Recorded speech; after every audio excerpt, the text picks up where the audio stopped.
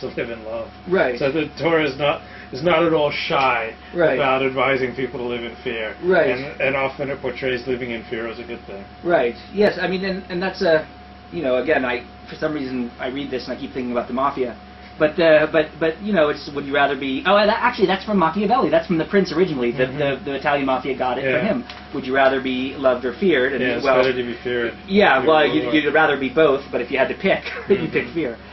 I mean, it is a fearful, and I know that that's part of what secular Amharists like me, who are interested in Judaism, one of the things we say a lot is that it feels like a fearful tradition in comparison to other traditions which are bolder and more joyous. And yeah, I mean, you look at this and it's just fear, fear, fear, fear. You should fear. You must live in fear. Learn how to live in fear. Remember to be fearful. I was saying to David earlier, Ashkenazis really seem to have internalized that lesson, the Ashkenazi community, more so for some reason than the Mizrahi world. But I don't identify with it, and I certainly don't aspire to it. You need to be cautious, and you need not to be stupid or do stupid things and jeopardize yourself. But why live in why? You know what I hate is something that rabbis do all the time. They often say, "Oh, it doesn't really mean fear; it means awe." It means fear. Right, yeah. Well, we want the people to live in awe. Okay, no, it means fear. It means fear, right. You live in awe. Okay, well, why don't you do that and just say you want them to live in like a big bowl of Jell-O? Like it actually means a big bowl of Jell-O. Like if that would be better. No, it says fear. Yeah. Okay, if we want it to be something different, then let's start by not telling lies about what it actually says. Yeah. Okay. So, I mean, again, it's not surprising.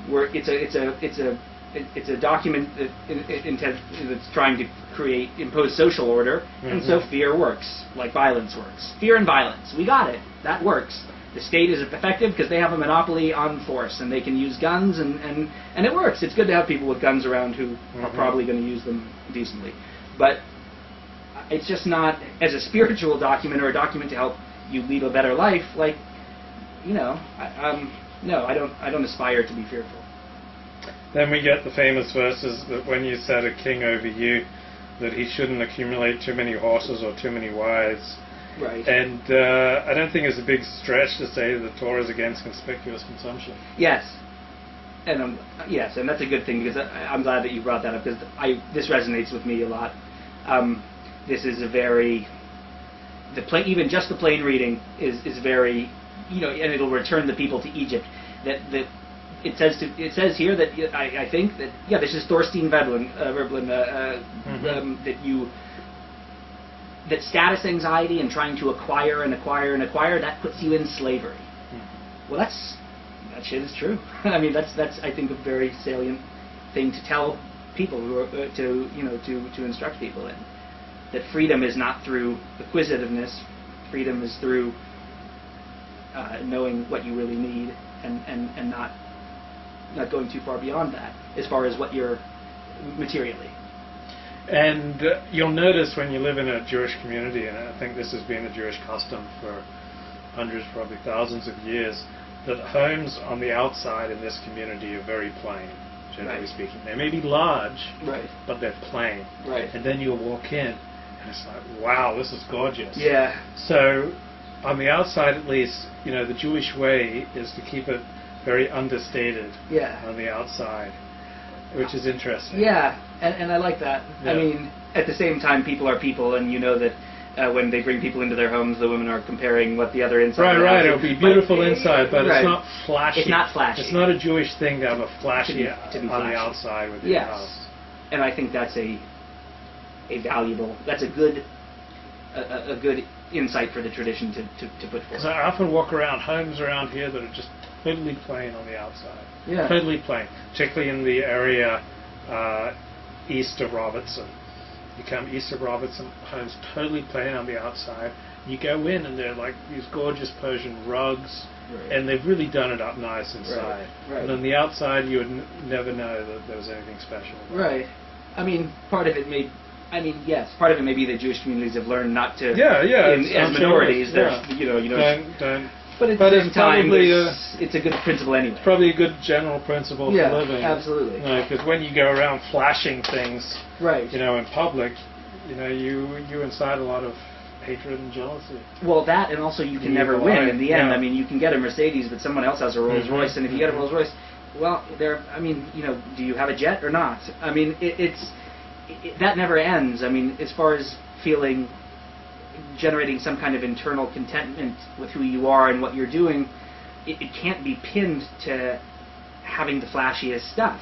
That's the source of conspicuous consumption and status anxiety. It never ends. You can never get off that wheel until you get off, but you can't spin it fast enough to end it. You know what I mean? You're always in second place. Yeah, I feel like the rapper bling lifestyle is not the Torah lifestyle. No, the Torah is not it's anti-hip hop. Bling, yeah, it's not bling bling. It's not bling bling. Anti-hip hop. Right. No. I'm trying to think of a way in which we could say the Torah is hip hop or is bling bling, but it's not.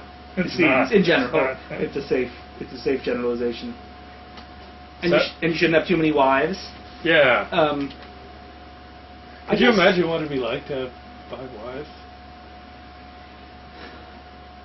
I mean, I don't have anything against polygamy. I mean, I think that I don't know if we mentioned this last week, but the federal government going in to bust up polygamous sex, to me, that's just religious persecution. As long as people are free to leave of their own volition, they should be able to do what they want. I don't. 5 wives would be tedious in some respects, I think, but I don't know. I mean, I can see how it happens. I mean, you're so vulnerable with one wife. Like I often think, I'll often think someone's close to me, and then I'll do something that I feel is a betrayal. Oh, yeah. And I think, they're out of my life, and I'm not going to be vulnerable to that person anymore. And then, but imagine you've got 10 years invested in a relationship, 5 years invested in a relationship, that you can only express yourself sexually with this one other person, and she decides she no longer wants to have sex.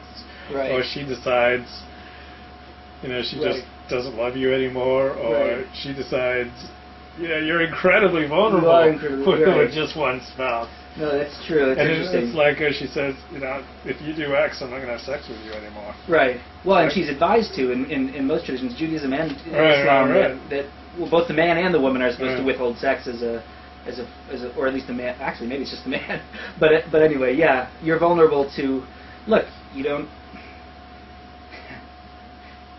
You don't want to put all your eggs in one basket. Right, but you do. But you do. I've never been married, but I'm obviously thinking out loud about these fears. Well, look, and my wife and I mean,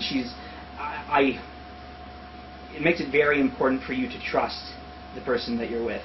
And monogamy is democratic because, non-monogamous societies often some men accumulate, like, Solomon's little harems, and that means lots of men have no wives and become embittered and cause social problems. But at the same time, I think you're very vulnerable, especially if your happiness and your worldview are contingent upon that relationship. Actually, maybe then that's too much stress to place on any relationship, because the person is at risk of destroying you if they make mistakes. And maybe that's too much. What do you think of the phrase, or the word soulmate? Sometimes I scoff at stuff like that, and I think, it's just. But I don't know. I mean, sometimes I mean, my wife and I have been together for about 10 years, and sometimes that sounds like the right word. Okay, I'm pretty much done, so you're going to have to start carrying us from here. Okay, well, I also... Start glancing down there and tell me if anything attracts your attention. I'm